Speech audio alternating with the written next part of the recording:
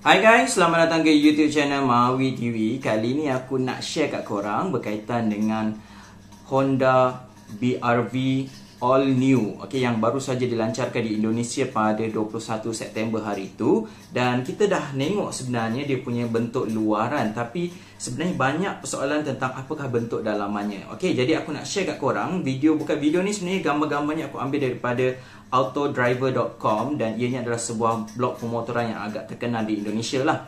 Jadi kalau korang nak tahu apa bentuk dalam dia dan apa spesifikasi yang dia bagi, jadi korang boleh tekan like dan subscribe. Kita jumpa sebentar lagi.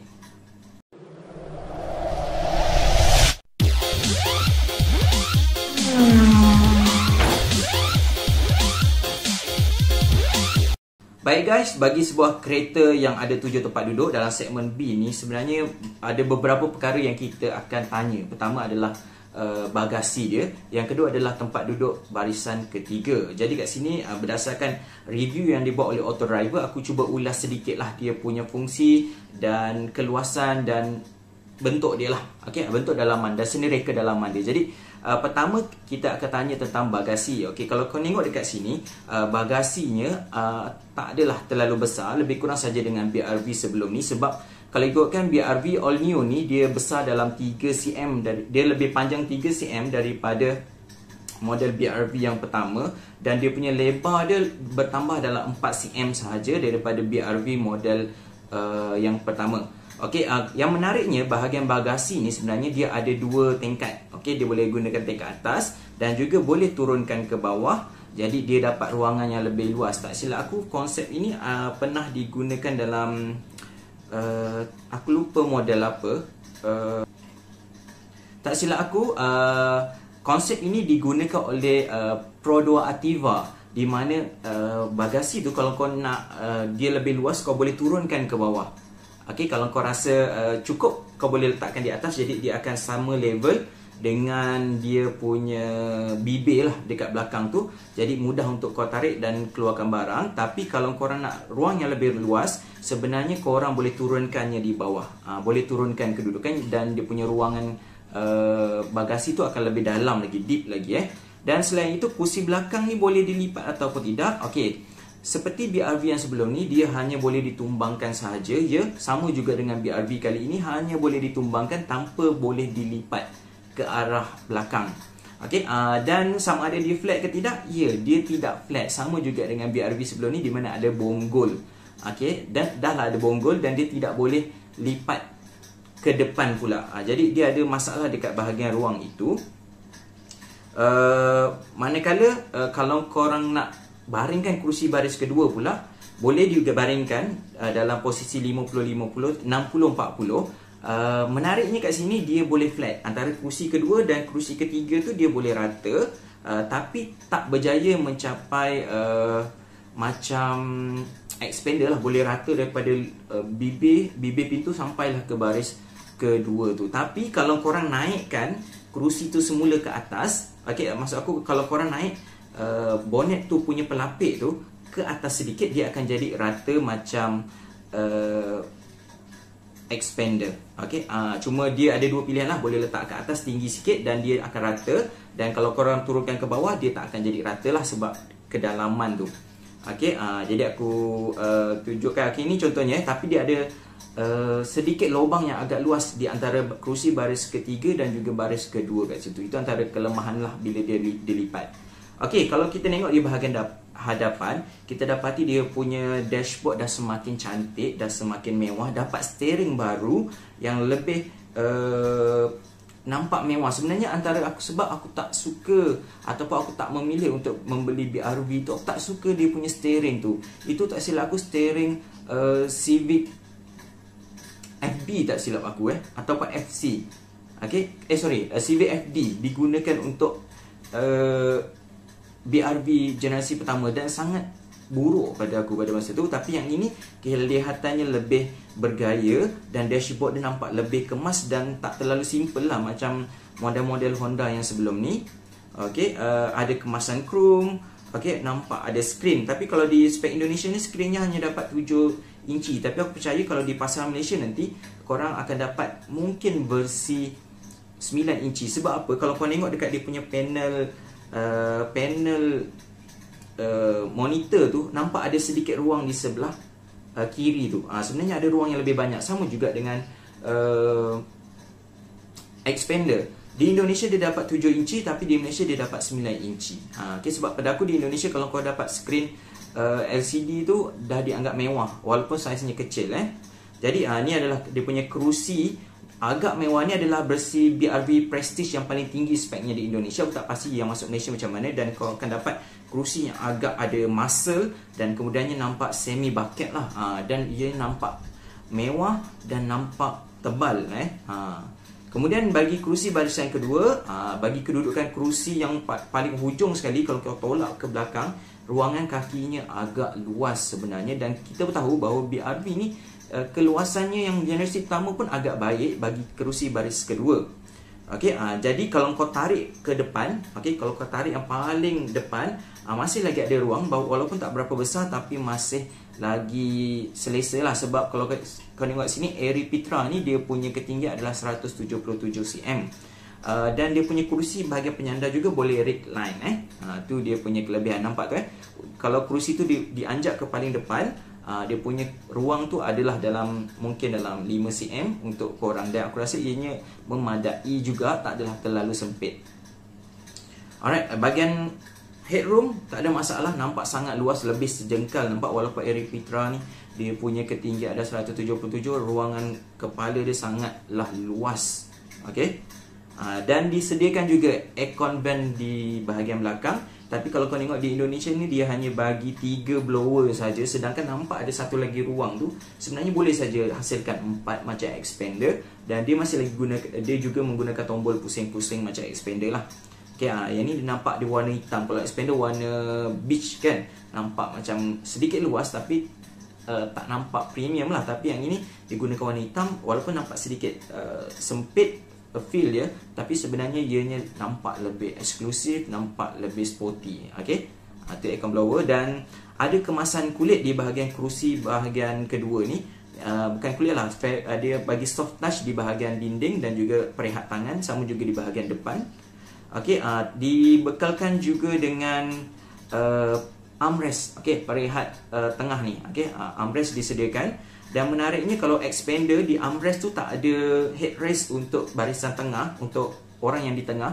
Tapi bagi BRV All New ni dia bagi perehat kepala juga untuk orang yang berada di tengah. Aku tak tahu kenapa expander tak bagi perehat kepala di tengah tu. Apa masalah dia? Jadi cuma mungkin bezanya expander tu seluruh kerusi tu diturunkan di bahagian tengah, tapi yang ini hanya dibuka macam satu kompartmen saja diturunkan, cuma tak ada cup holder. Tapi aku suka dia ada headrest untuk barisan tengah tu, barulah nampak 7 orang boleh duduk kan. Ni dia punya armrest untuk baris tengah, nampak solid dan kukuh, tak adalah terjuntai macam terkelepek macam tu. Yang ni nampak solid dia punya kedudukan tu. Seterusnya di bahagian belakang ni disediakan juga power outlet 12 volt. Tapi aku perasan di expander ni dia punya USB slot tu hanya ada di bahagian depan je. Itu pun 2. Satu untuk Android Auto, satu lagi untuk charger. Jadi sebenarnya korang dapat satu je lah kalau ikut kat sini.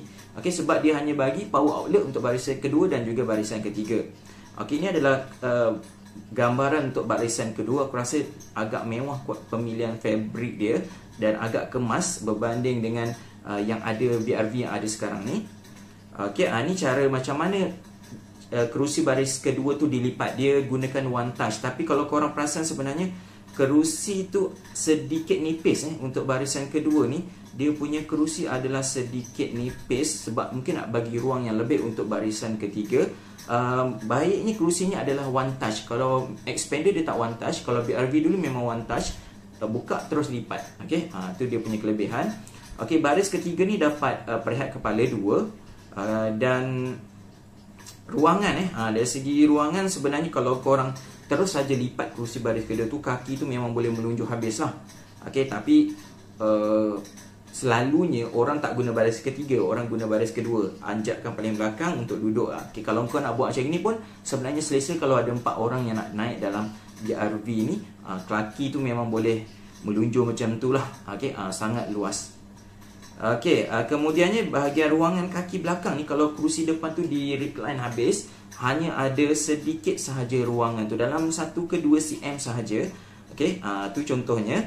Okey, tapi kalau dia tarik ke bahagian kepala pula, masih lagi luas. Korang tak akan jejak kau punya rambut di bahagian bumbung kereta. Okey, di belakang terdapat sebuah power outlet 12 volt. Okey, jadi aku dah cerita tadi, dia hanya ada power outlet untuk barisan kedua dan ketiga, dan hanya ada 2 USB slot di bahagian depan. Jadi tak semeriah yang diperolehi oleh model Xpander lah. Okey, kat situ ada cup holder, ada kiri dan kanan, dan menariknya untuk safety ni dia ada airbag, tak silap aku 6 ataupun 7. Okey, tolong betulkan aku, ada 6 airbag di mana curtain semua ada, sedangkan Xpander hanya dapat 2 airbag sahaja. Okey, ni dia punya cluster meter dia. Cluster meter ni pada aku agak simple. Aku lebih suka Honda City dengan Jazz punya cluster meter ataupun HRV lah. Yang ni nampak macam Xpander sangat, ada 2 bulat, dan dekat tengah tu ada panel monitor atau LCD 4.2 inci tak silap aku. Okey, ini adalah gambaran kedudukan depan dia. Alright, ini dia punya screen. Okey, kalau kau buka kereta, kalau macam Vios, dia punya gambar kereta tu pada odometer, tapi yang ini gambar kereta BRV ni dia letakkan di head unit, infotainment unit tu. Okey, ada gambar, ada tulisan BRV juga untuk opening dia. Okey, untuk pembukaan, untuk bila kau start kereta lah. Okey, ni dia punya satu power outlet 12 volt, okey, dan 2 USB slot, dan satu slot tu adalah untuk Android Auto. Tak pasti sama ada dia ada Apple CarPlay ataupun tidak. Okey, terdapat juga armrest depan. Okey, di bahagian depan terdapat armrest, dan armrest ni seakan-akan Vios juga sebab dia ada sedikit ke belakang, tapi taklah sebelakang Vios. Ini masih lagi nampak macam boleh berfungsi dengan baik. Okey, ini dia punya bahagian gear, dia masih lagi nampak kemas. Gear dengan ada chrome dia punya tu, dengan gear knob dia agak simple pada aku. Lebih cantik aku rasa pada Toyota Vios, dan ianya masih lagi menggunakan handbrake. Tapi posisi handbrake tu pada aku lebih munasabah jika nak dibandingkan dengan handbrake yang terdapat pada Xpander yang sangat macam lori atau van. Handbrake dia yang ni nampak macam dalam sikit, dia tenggelam sikit, jadi nampaklah macam taklah terlalu menonjol sangat handbrake tu Okey, kemudian ini dia punya armrest depan, nampak ada lekuk kat tengah tu. Sebenarnya bila kau tarik handbrake, dia tak nak kau bergeser lah. Kalau dia buat straight, dia punya handbrake tu punya design, dia akan menyebabkan gangguan semasa kau nak tarik handbrake. Itu tujuan dia. Tak berapa luas aku rasa, ianya lebih kurang kepada Toyota Vios punya kompartmen dalam tu. Okey, ni dia punya handbrake, dan dia berada di dalam, dan juga dia tak terlalu tinggi. Okey, dia tak terlalu panjang macam Xpander. Nampak lebih kemas lah buatannya. Dan kalau kau tengok kerusi ni, dia ada jahitan warna putih jahitan warna putih. Okey, ini dia punya aircon cluster panel dia, dan kalau kau tengok kat sini, dia memang dah digital, tapi gunakan button yang boleh ditekan. Aku lebih suka macam ni, lebih mudah berbanding dengan touchscreen, dan dia hanya ada single zone sahaja.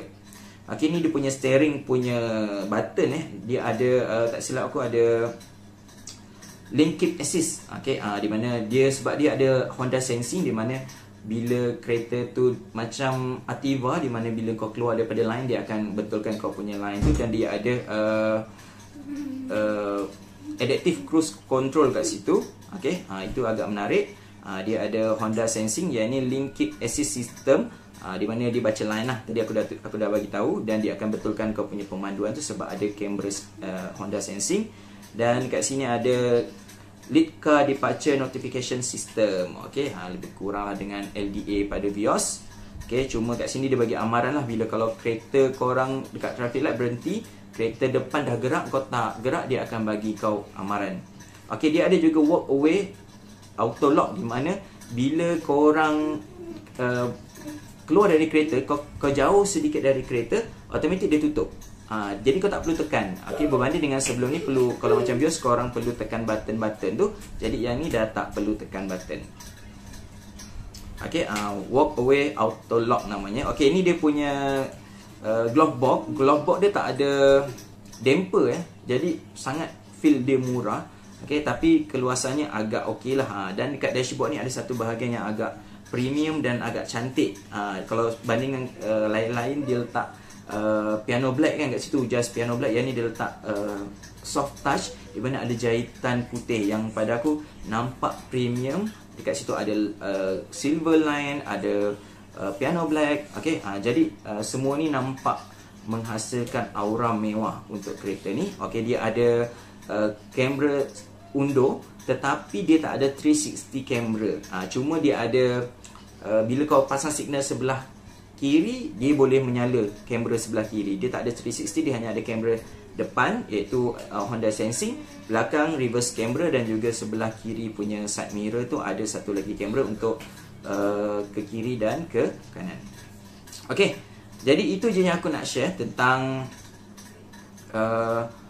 Honda BR-V punya interior. Jadi kalau kau suka video ni, bolehlah share kat mana-mana group yang sesuai. Dan kalau korang berhasrat untuk mencari sebuah 7-seater yang baru, yang nampak lebih ranggi, lebih sporty, lebih SUV, ini adalah pilihan yang sangat baik. Jadi cuma korang perlu bersabar je tunggu dia masuk ke pasaran Malaysia. Okey, jadi itu je yang aku nak share hari ni tentang All New BR-V 2022. Jadi jumpa lagi dalam YouTube channel Mawi TV. Assalamualaikum. Bye.